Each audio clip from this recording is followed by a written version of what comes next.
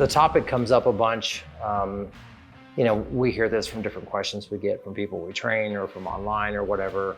And they, you know, is a knife really a good self-defense tool? And I personally think it is. You know, I always tell the guys I'm training, I says, I trained I did a Krav Maga seminar one time, and I was doing weapons application, and I had the guy that owned the place, who was kind of the sensei there, if you will, or the head instructor. Great big guy, bunch of black belts and all kinds of stuff. He's, you know, 6'5", 6'7", just a giant of a man. And my other friend was there, and his son was there, who's like 7 years old. And I asked him, you know, if the 7-year-old could punch him in the stomach. He's like, oh yeah, that'd be funny. You know, so he runs up, he does a Superman punch, punches him in the stomach. He's like, oh, that's real cute. You know, he punched me in the stomach. And then I pulled my knife out and I put my knife in the 7-year-old's hand. I said, all right, I want you to run up and do the same Superman punch, punch him in the stomach. And he's like, whoa, whoa, whoa, you know? And so the point was that the same energy generated by a 7-year-old with a punch was something that was cute. As soon as you put a tool into their hand, it becomes a life-changing event. And so I personally think, and I think you and I are kind of on the same thought process there. I think tools increase your range and efficiency. And if not your range, at least your efficiency. Like with a knife, it probably doesn't increase your range, but definitely increases your efficiency. And you know, if you get, you know, piled up by a gang somewhere and they're just, you know, kicking you and beating you and whatever, you know, if you're turtled up, try not to get knocked out. And then if you can make an example, you know, grab one guy's leg and split their Achilles tendon, that changes the whole dynamic of the fight. You know, I've trained police officers before, and you know, on use of an edge weapon. And one of the police officers I trained, he got jumped. It was about a year after I trained him. He got jumped by 3 guys when he was in off duty.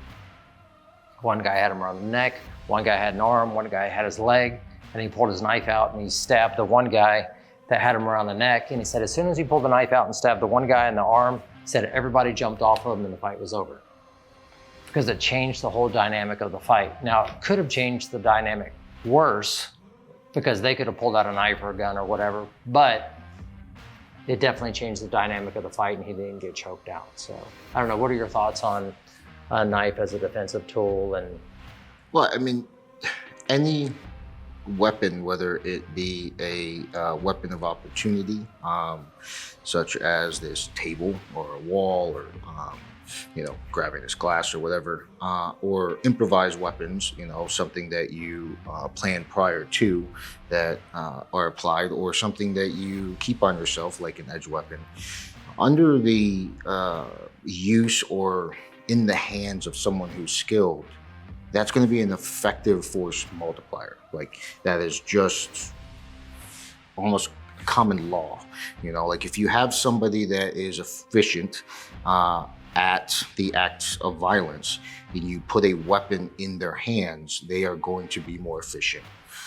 If you take someone that doesn't have that skill, you can put a lot of weapons in their hands and they're going to be just as inefficient as they were prior. So, you know, when somebody tells me that this small knife can't do damage or won't kill someone, that's just based off of, one, that's them projecting. So a lot of times I wonder where their skill level is.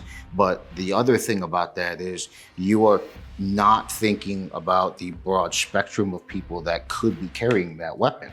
And so if you were to say that someone that just came out of high school that has no contact sports type of background, and then you put that knife in their hand, are they going to be effective? No, they're not going to be effective. But if you take someone that we've trained and put them through the rigors of our training, and they are comfortable, if not specialized in that violent scenario, that knife is going to be able to do damage that would surprise you. My father was the advisor to the Armed Forces Medical Examiner when he was running close combat training.